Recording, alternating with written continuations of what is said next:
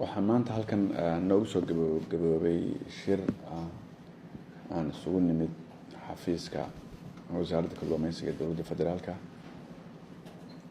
Shirkaas waxaa ka soo qayb galay wasiirada dowlad goboleedyada hoos yimaada dowladda federaalka.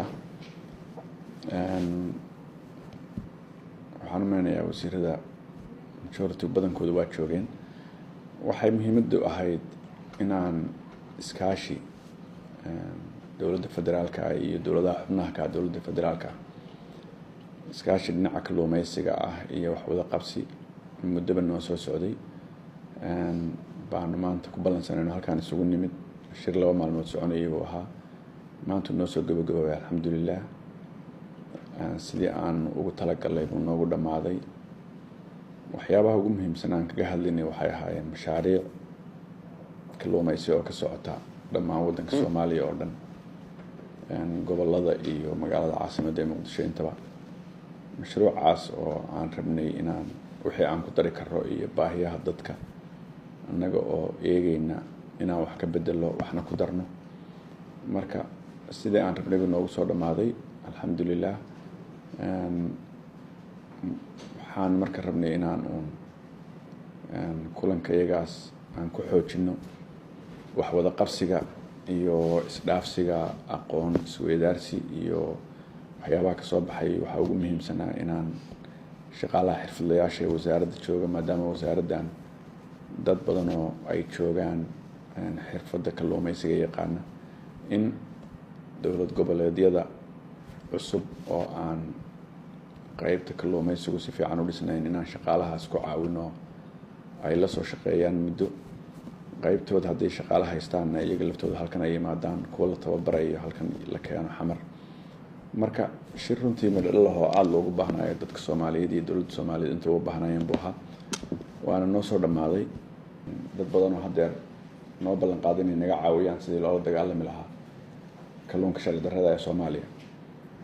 waad ogeyd annaga maalin dhaweyd waxaan siinay shati kalluumeysi maraakiib xadidan oo waqtiga tuunada ma ahayn waxay doonaan iskama qaadan karaan, waqtiga tuunada bay ahayd.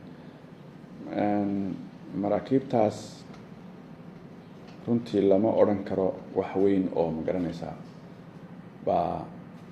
oo horumara baa laga gaadhay. oo maraakiib yar bay ahaayeen. waqtiga tuunada sideedaba tuunada kalluunka la yidhaahdaa waa kalluun guura, innaga iskama lihin. wuu socdaa waqtigu xeebaheena kusoo beegan yahay.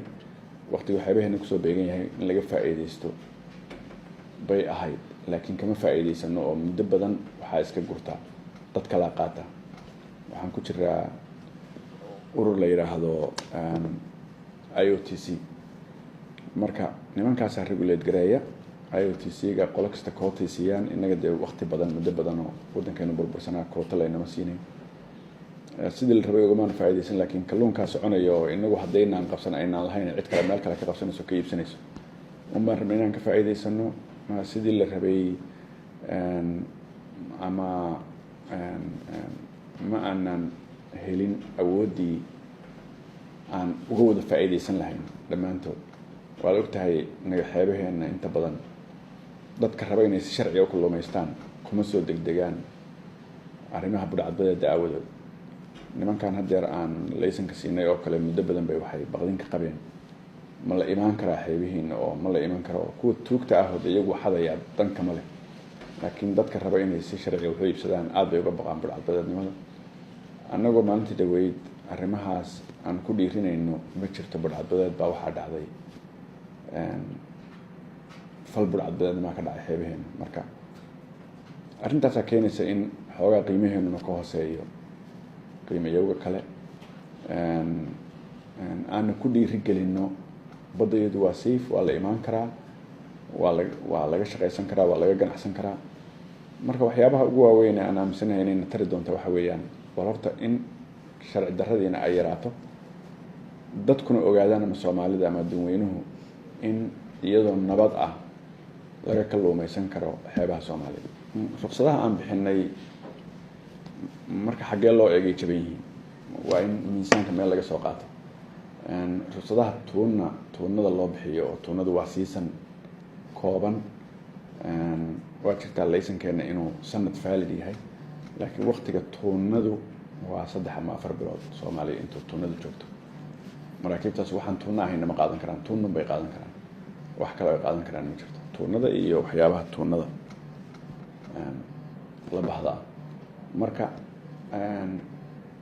marka loo eego wadamada tuunada iibiyo oo aan dariskan hay IOTC ku jira wax badan kama wax yar waa ka raqiisan yahay laakiin wax badan kama raqiisan reason-kana waxa keenaya inaga xageena ama han noqoto wadamada dariska ah aan rabin inaan tuunada aan wadaagno oo wadada soo wada maro aan rabin inaynu qabsano aan rabin han noqoto ama dacaayado kale han noqoto waxa inaga ama wax jiraba han noqoto mar in badeena warcadeedu ay joogtay inkastoo hadda aan aaminsanahay inay ka dhamaatay dhacdo yar oo maalin dhaweed dhacday marka laga reebo marka waxa keenaya inaan hoos u yara dhignay in aan lagu soo dhiiran karin badeena oo looga cararayo burcadbadeednimada iyo arrimahaas haddii hadda la ogaado inay kuwan ku safe garoobaan oo aan wax burcadbadeed ama wax shilih aanu ka dhicin